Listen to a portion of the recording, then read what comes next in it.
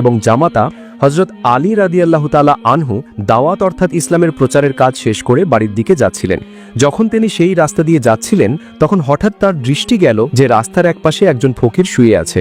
ফকিরটি অত্যন্ত দুর্বল ও জীর্ণশীর্ণ অবস্থায় রাস্তার ধারে পড়েছিল। আলী রাদিয়াল্লাহু তাআলা আনহু তার কাছে গেলেন এবং তাকে সালাম করলেন, কিন্তু সেই ফকির সালামের কোনো জবাব দিল না। আলী রাদিয়াল্লাহু তাআলা আনহু খুব অবাক হলেন এবং তাকে বললেন, আপনি কি জানেন না যে যদি কেউ সালাম করে তবে সেই সালামের জবাব দিতে হয়? হযরত আলীর এই কথা শোনার পর ফকির খুব রেগে গেল এবং রাগের সাথে হযরত আলীকে বলল, কে তুমি? আমাকে সালাম করে কি হবে? সালাম না দিয়ে যদি কিছু করতে পারো তবে আমাকে একটু খাবার দিয়ে সাহায্য করো।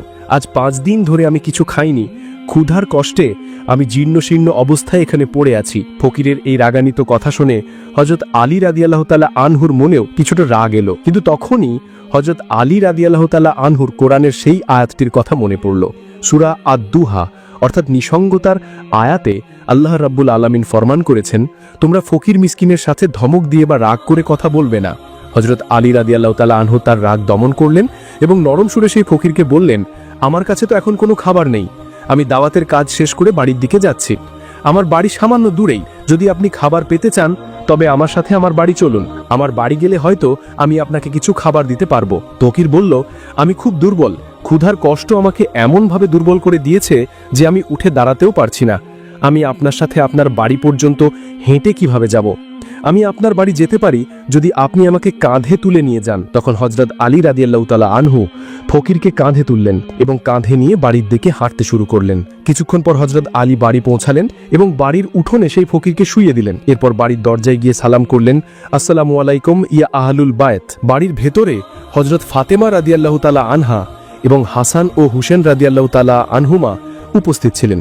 হযরত ফাতেমাও ক্ষুধার কষ্টে খুব দুর্বল হয়ে পড়েছিলেন, কারণ গত 3 দিন ধরে ফাতেমার চুলাতেও কোনো আগুন জ্বলেনি। ফাতেমা যখন তার স্বামীর আওয়াজ শুনলেন তখন তিনি দুর্বল অবস্থায় ধীরে ধীরে উঠলেন এবং তার স্বামীর জন্য দরজা খুলে দিলেন। হযরত আলী রাদিয়াল্লাহু তাআলা আনহু ঘরের ভেতরে প্রবেশ করলেন এবং দেখলেন যে ফাতেমা খুব দুর্বল। ফাতেমার চোখ দুটি সামান্য ভেতরের দিকে ঢোকা ছিল। ফাতেমার মুখে দুশ্চিন্তা ও ক্ষুধার ছাপ ছিল। হযরত আলী রাদিয়াল্লাহু তাআলা আনহু জিজ্ঞাসা করলেন, ফাতেমা কি হয়েছে? ফাতেমা রাদিয়াল্লাহু তাআলা আনহা বললেন, আজ কয়েকদিন আগেই আপনি দাওয়াতের কাজে চলে গেছেন। গত 3 দিন ধরে আমাদের বাড়িতে কোনো খাবার নেই। 2 বাচ্চাই ক্ষুধার্ত, তারা ক্ষুধার কষ্টে কাতরাচ্ছে। ফাতেমার এই কথা শুনে হযরত আলী রাদিয়াল্লাহু তাআলা আনহুর মাথায় যেন আকাশ ভেঙে পড়ল।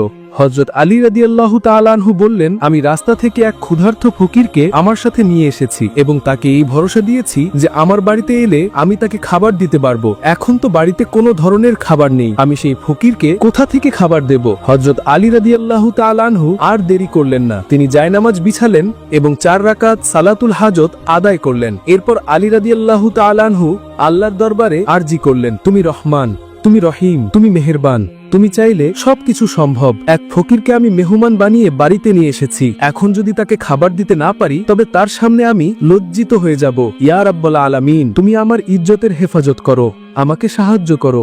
আমি আমার ক্ষুধার্ত স্ত্রীর জন্য খাবার চাই না, আমি আমার ক্ষুধার্ত বাচ্চাদের জন্য খাবার চাই না, আমি শুধু সেই ফকিরকে দেওয়ার জন্য তোমার দরবারে খাবার চাইছি। তুমি মেহেরবানি করে আমাকে সাহায্য করো, তোমার রহমত দিয়ে আমাকে ভরে দাও। হযরত আলী রাদিয়াল্লাহু তাআলা আনহুর এই দোয়া আল্লাহ রাব্বুল আলামিনের আরশ পর্যন্ত পৌঁছে গেল। সাথে সাথে আল্লাহ রাব্বুল আলামিন জান্নাত থেকে খাবারের একটি পুটলি পাঠালেন। এক গায়েব অর্থাৎ অদৃশ্য ফেরেশতা এলেন এবং হযরত আলী রাদিয়াল্লাহু তাআলা আনহুর সামনে জান্নাতি খাবারের সেই পুটলিটি রেখে দিলেন। যখন আলী রাদিয়াল্লাহু তাআলা আনহু তার মোনাজাত অর্থাৎ দোয়া শেষ করে খাবারের পুটলিটি দেখলেন তখন তিনি আল্লাহ রাব্বুল আলামিনের দরবারে শুকরিয়া আদায় করতে লাগলেন। মা ফাতেমার বাড়িতে জান্নাতি খাবারের